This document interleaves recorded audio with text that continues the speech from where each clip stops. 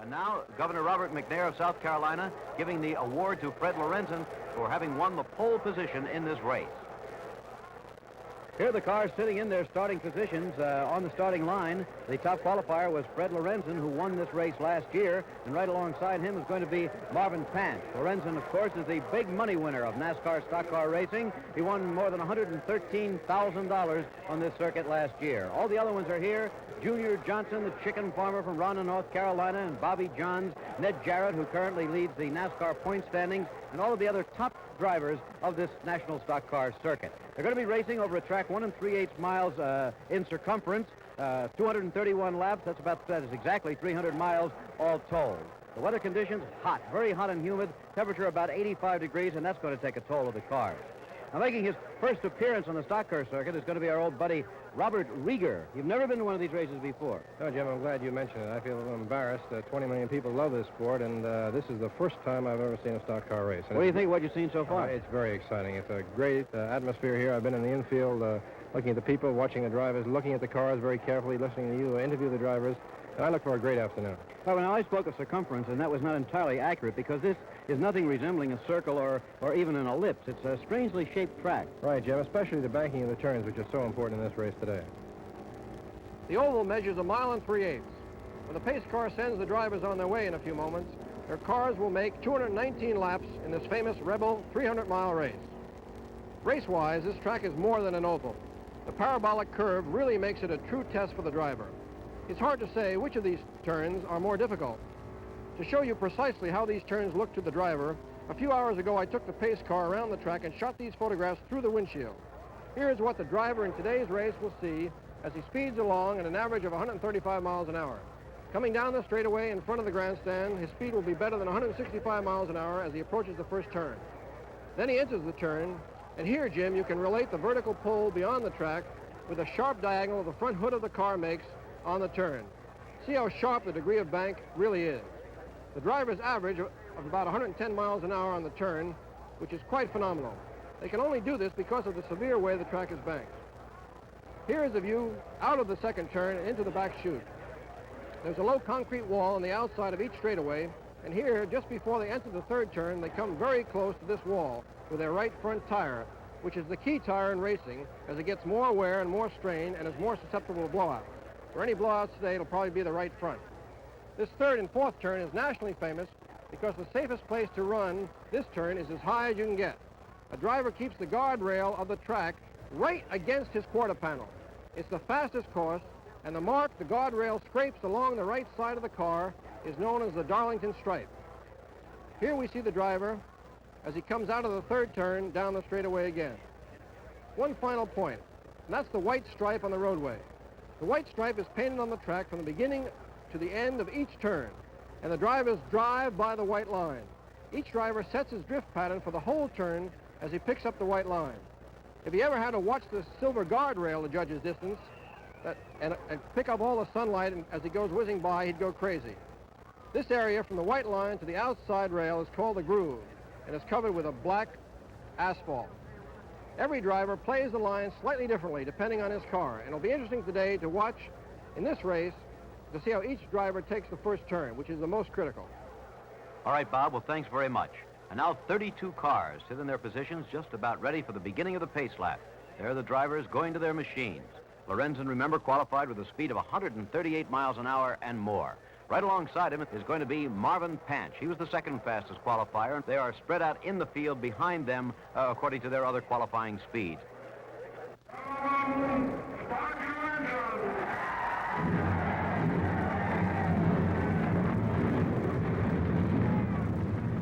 Pant hooking on that shoulder harness, one of the great protective devices that has come into stock car racing in the last few years. There's Junior Johnson, who was the third fastest qualifier, and Dick Hutcherson, the rookie from Keokuk, Iowa, who qualified in the fourth position. All four of those top qualifiers are Fords. The fastest qualifying car of another make was a Mercury, driven by Darrell Dieringer in sixth position. Cars are going to begin moving now.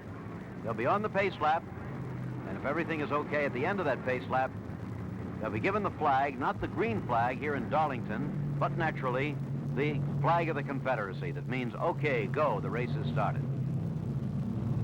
This Rebel 300 in the pace car. leading the field around the track. Beautiful sky, perfectly clear, but oh, how hot, and what a toll of cars that could take before this afternoon is out. Lorenzen's qualifying speed here of more than 138 miles an hour is a record. So with reasonable luck, we should have a record for the race itself. There's the flag. It's going to be okay. A good start.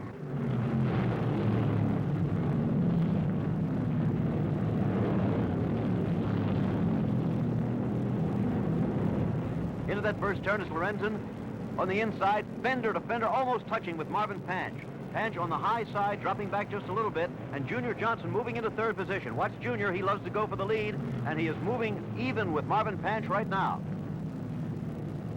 Junior now moving into second position, and it looks like he's going after Fred Lorenzen. There's Lorenzen, the favorite, the defending champion, twice a winner of this event. Junior Johnson in second position right now, has never won here at Darlington, and he'd sure like to. He's from Rondon, North Carolina, not too far away. Big burly Junior Johnson, the chicken farmer. Fred Lorenzen, one of the few Yankees in the field, and there goes Junior. He's got the lead. Junior Johnson on the first turn of the second lap has taken the lead from Fred Lorenzen. Lorenzen in car number 28 dropping back into second position. Marvin Panch is third. Ned Jarrett is fourth. Hutcherson, the rookie, is fifth. And in sixth position now is Darrell Dieringer. We'll be back in just a minute with more of the Rebel 300. We're still in the early laps here at the Darlington International Raceway at the Rebel 300, and here is the way they stand. Junior Johnson right there at car number 26 is still the leader. In second position is the pre-race favorite and defending champion, car number 28, that's Fred Lorenzen. Marvin Panch, who qualified in second position in car number 21, is third, and in fourth position, he's moved up one spot in these early laps, is car number 11, Ned Jarrett. That's the way they stand on this track, which, by the way, is a completely new surface. It has been completely re-asphalted this year and could have an effect on the speeds and the kind of a race that we'll be seeing today. Headed into turn number 1 now. And remember, the qualifying speed here of Fred Lorenzen was over 138 miles an hour, so right now you can be sure they're turning about 135, somewhere in there. A little bit of jockeying in the pack among some of the back markers, as they call them.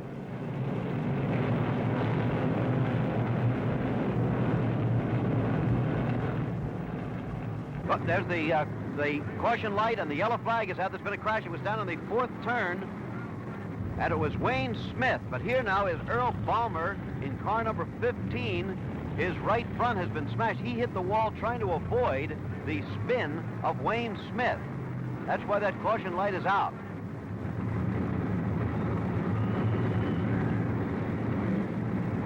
While that caution light is out, I asked Fred Lorenzen before the race began what he thinks of this new surface they're using this year. Well, the track is very smooth. I think it's going to wear the tires a little bit more because our speeds are up and the asphalt still isn't cured, but it's just as smooth as driving down an expressway. Somebody said that torrential rainstorm we had yesterday might have washed off all the rubber that had been laid on the track during practice. That couldn't affect the race? It will a little bit. The speeds are going to be fast, though. There's about 3 or 4 of us who want to lead it almost all the time, I guess, when it first starts. So I might lay back just a little bit, but just a couple car lengths at the most. I'm looking right now for about 55 laps on tires, which is about 80 to 85 miles. Why do you particularly want to get out in front and stay there on this track compared to other tracks? Well, I don't know. This is sort of just a sprint race. It's only 300 miles, and it doesn't hurt you that much to fall back here or get out front more now. As I said before, today I'm going to fall back just a little bit because the lead car uses more rubber. He sort of pushes his front end, and the rear car holds his back end in and makes him use more rubber. So I'd run second or third for the first 100 and then go when there's more rubber in the racetrack.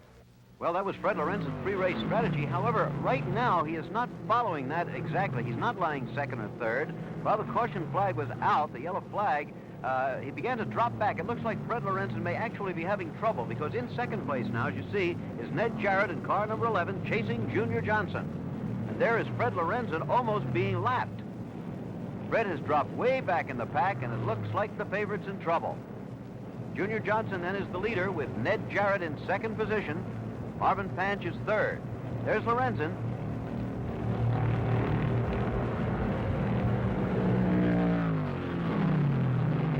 There, by the way, is Darrell Dieringer chasing Dick Hutcherson, and there's a spin. It's Larry Frank. This could be a bell when he's crossways on the track. Look out. That was car number 44, Larry Hess, that crashed into Larry Frank after he spun. Larry had been running about 6th or 7th place. It looks like he's all right. There he is walking away from the car. Had been in pretty good position when he spun coming out of that first turn. Real near thing. And again, of course, the caution flag is out. We're at Darlington, South Carolina, where things always happen. One of the most spectacular stock car racetracks in America. Into the pits now is the leader, Junior Johnson, changing the tires on the right side while the caution flag is out. Hutcherson coming in. They're all pitting now, taking advantage of the caution flag because they will not lose their place while that's out. Junior Johnson and Ned Jarrett just behind him are going to leave the pits simultaneously. There they come. The leader in the second place car back on the track.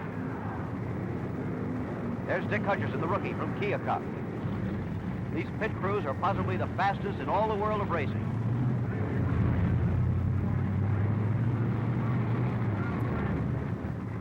There goes Darrell Dieringer. He's racing very well. What's left of Larry Frank's car.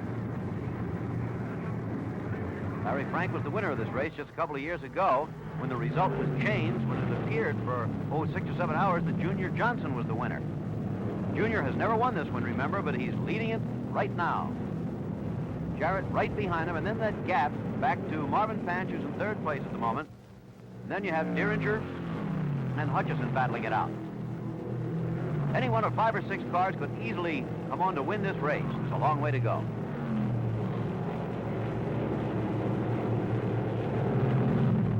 And here is Lorenzen in the pits with the hood up. Always a bad sign. That means this is not a routine pit stop at all. There's something wrong under the hood. But he's going back out again. He'll give it a try now and see how it goes.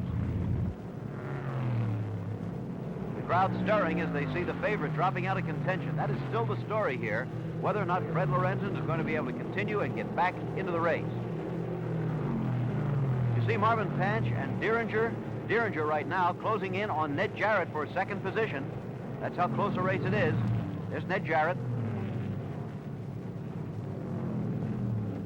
There's Dieringer right behind him. They come down onto the straightaway. There's the leader. Only about 100 yards ahead of Jarrett and Dieringer and Panch. Fred Lorenzen is in again. This could be it. The second time he's been in on 2 laps. Discouraged-looking driver and a pit crew doing one of the most futile of all gestures, just looking into the engine. Nobody in particular action, just looking, apparently not being able to do anything about it. That's it for Fred Lorenzen. There he is walking away, shaking his head, the picture of anger and frustration. And now by my Accutron, I'm certain I'll be back in exactly 60 seconds. This is Jim McKay in the pits at Darlington, South Carolina with Fred Lorenzen, the favorite, whose car has just dropped out of the race. Fred, what happened to the car? Well, on about the 2nd lap, it started missing. I lost the cylinder, and I thought I'd just wait until the caution came and run as hard as I could. But when the caution came out, I came into the pits. I was a lap down. I thought it was a spark plug wire. They couldn't find anything wrong, so I went back out, and it ran the same way on 7 cylinders. So they flagged me in, pulled all the spark plugs out. By the time we got to the last spark plug, we had lost 4 laps, and it was silly to go back out. The center wire and the spark plug broke off. Excuse me, Fred, there's more trouble on the racetrack. That's Bobby Johns crashing into the wall in the first turn, spinning and regaining control of the car. That is one of the greatest demonstrations of driving skill that you will ever see. Bobby Johns hit that wall hard, spun down into the lower portion of the track, and then you saw him regain control. Now he's accelerating. Apparently his car is all right, and he's back in the race. It cost him valuable seconds, of course, but almost unbelievable that a fella could regain control of that car in a situation like that. The leader, of course, is still Junior Johnson, but watch Darrell Dieringer in car number 16 as he passes a couple of lapped cars and is trailed by Ned Jarrett. Dieringer has moved up into 2nd position in this race and is coming on fast in his 1964 Mercury.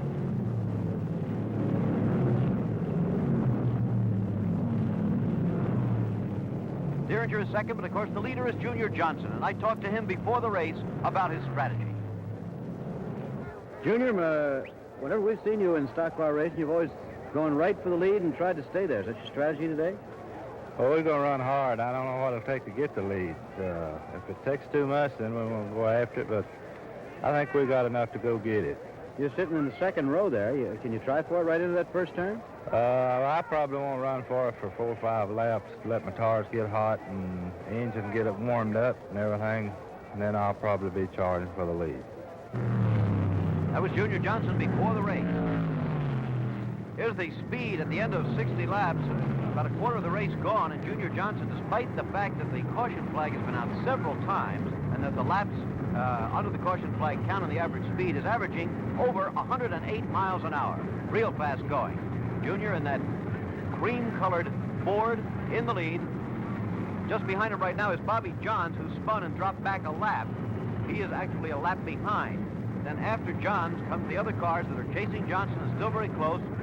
Derringer and Jarrett and Marvin Panch. That's the way they stand then. Junior Johnson the leader, followed by Derringer, Jarrett, and Panch. We'll be returning here, of course, to Darlington, South Carolina for more of this race. Right now, we're going to go to another race of power and speed, the Miami Nassau Powerboat Race. Let's go to Bill Fleming. Thank you very much, Bill. Well, this is Jim McKay back again at Darlington International Raceway in Darlington, South Carolina at the Rebel 300. We're just about at the halfway mark, and the leader is still Junior Johnson in car number 26. But look at the battle that's shaping up for second position at this moment. Those are the second, third, fourth, and fifth place cars you've been looking at. There in second position is Darrell Derringer on the left of your screen. Just behind him is Ned Jarrett in car number 11 with about a 50-yard gap. Then immediately behind him, car number 21 is Marvin Panch. And just out of your picture, moving into it now, is the fifth place car. That is Dick Hutcherson. Junior Johnson has a lead of about 5 seconds over those 4 cars. However, any of those could still catch him. And as for second place right now, well, you just take your pick. There's a crash between the first and second turns. That is Cale Yarborough. Yarborough hitting almost head-on into the fence. The skid marks on the track, but Cale out of the car immediately. Maybe a little stunned, but apparently all right. And as usual, on the caution flag, and this is about the 6th or 7th one we've had today, all of the leaders, all of the cars, in fact, take advantage of the situation to come in and get a pit stop out of the way. This is one of the classic sights of sport, the furious, frantic activity in the pits as all the cars come in at once. Number 29 is the lead car you saw there. That was Hutcherson coming in.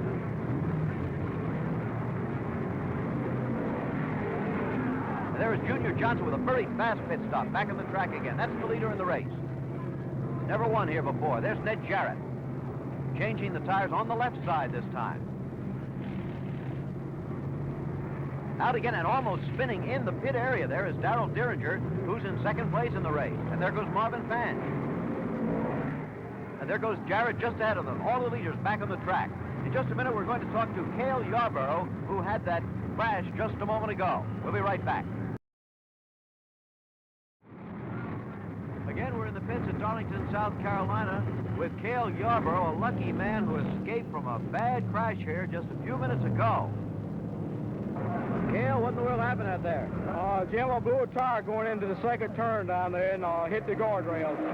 Do you think you ran over something, or what happened? I'm pretty sure I ran over something. I'm not sure, but there was some trash down there where Larry Frank hit the fence earlier, and I'm pretty sure I ran over something and cut my tire.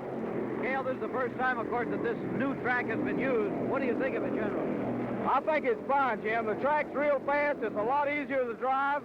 And this new pavement they had put on it has really made the track a lot safer and a lot better to drive on. Are there any bad spots out there that the other fellows might have trouble with during the rest of the afternoon? No, Jim, not really, I don't think. It's mighty hot here, and the temperature is going to keep rising, I think. But there's going to be some more tires to blow, I'm pretty sure. Okay, Cale, well, we're sure glad that you came out of that with no scratches. Thank you, Jim. Well, there you have it from a man who should know, Cale Yarborough, tipping us that perhaps there might be more blowouts, more tire trouble in this race with this hot sun burning down on the track today. tremendous speeds being generated, and look at Marvin Panch on the track now, chasing the leader, Junior Johnson. Panch really pouring it on. In second place in the race. Johnson had a lead of about 5 or 6 seconds at one point, if you recall. Right now, it's difficult to tell whether Junior is losing his speed or whether he's just hanging on his bike. That is one of the worst crashes we've seen in a long time. Fire under the roof, it looks like. That is the car. There goes the windshield sliding across the track, looking for the driver to come out right now. That is Bud Strickler's car. And there he is, incredibly walking away, limping slightly from that crash into the steel guardrail on the first turn. It looked like the car might catch fire. There are the leaders pitting again. And there's Darrell Derringer, by the way, taking the lead on that pit stop from Junior Johnson, who is now out on the track. We have a mic down there with Bud Strickler. Let's see from his own lips exactly what happened. Someone hit me in the back and kept pushing, going into the turn. And he hit me. It sort of sent me sideways, and I front corner hit the wall, and fire was flying up in my face. I unbuckled, and I fell right down on my head. All right, that was Bud Strickler describing what happened to him. The green flag, and they're racing again. An exhausting afternoon, almost as exhausting for a spectator as for the participants. They seem to have this kind of racing at Darlington. There's something about the track, about the banking, about the difference in the turns that lends itself to extremely spectacular and colorful automobile racing. Feels more like July or August than it does like the merry month of May. And there's Darrell Derringer in the lead. Remember, he took the lead on that pit stop from Junior Johnson. Johnson closing in on him, though. Junior becomes like a man possessed as soon as he loses the lead in a race. He wants it back, and right now, and he's going for it. Going for it and getting it on the first turn. Junior Johnson is back in first place. Derringer is second.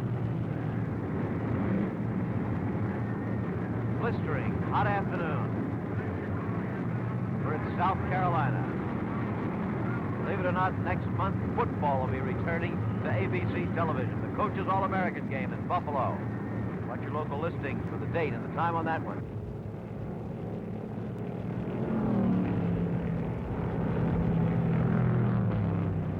Darrell Derringer in second place has been driving an extremely steady race here this afternoon. Fellow who makes his home in Charlotte, North Carolina. But now look at Marvin Panch. Panch closing in on Derringer and trying to take second place. And remember, neither one of them is that far behind Junior Johnson. There goes Panch. He's got second. Smoke still rising from the track from that crash of Bud Strickler's just a little while ago. Marvin Panch in his red car, number 21. And the Mercury of Darrell Derringer just behind him. Junior Johnson, remember, still the leader. Marvin Panch makes his home in Daytona Beach, Florida.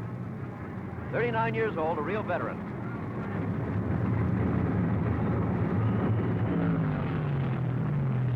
Before the race, I asked Marvin, where's the toughest place on this track to maneuver?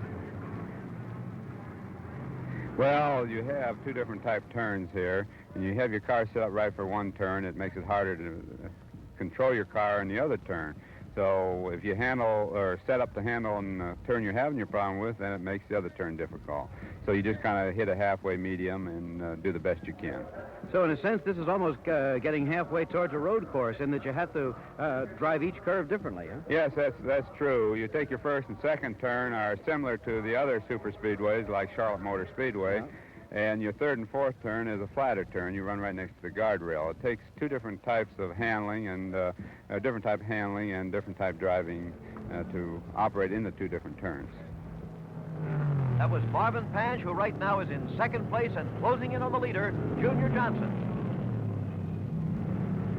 We'll be coming back here, of course, for more of this Rebel 300 at Darlington, South Carolina.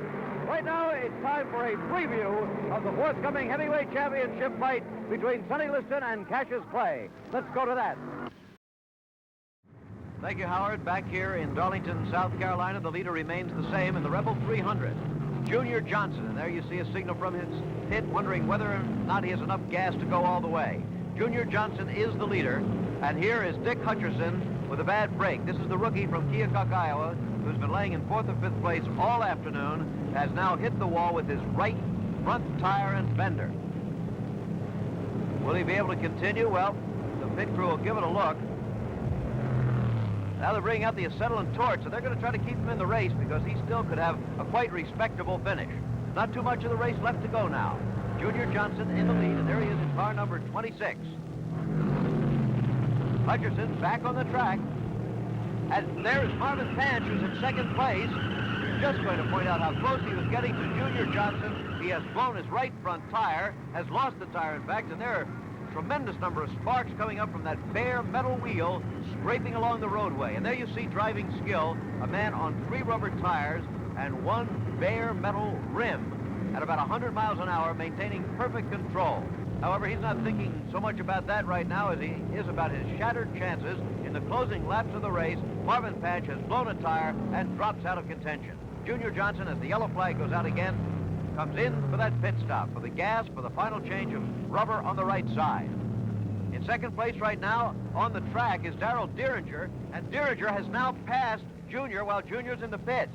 We now have a new leader. Darrell Dieringer is the leader, and Junior Johnson again is going to have to go and get him. Little trouble pushing Junior out of the pits there. He couldn't get started on his own. Now he does. Engine catches, and he's back in it, but he is behind Darrell Dieringer. What a finish this could be. Junior has led almost all of the way. There's Panch's car back into the pits. But now he is after Dieringer and after him good on the track. Back to the action. He's got him. Junior Johnson that quickly has retaken the lead from the car just behind him there. Number 16, the car of Darrell Dieringer. Now Dieringer takes out after Junior again. There could be trouble there with car number 11, Ned Jarrett, being lapped. He has moved into that groove, you see, and now has blocked Darrell Dieringer. Not intentionally, but you have to get up into that groove in the 3rd turn, if you remember, in order to negotiate that turn. So Junior has gained on that one, and there's not very far to go. Dieringer now gets by Jarrett, but it doesn't look like he's going to be able to make it. Junior Johnson's going to be the winner of the Rebel 300. First time he's ever won a race at Darlington. Between the 3rd and 4th turn, now the final turn of the day.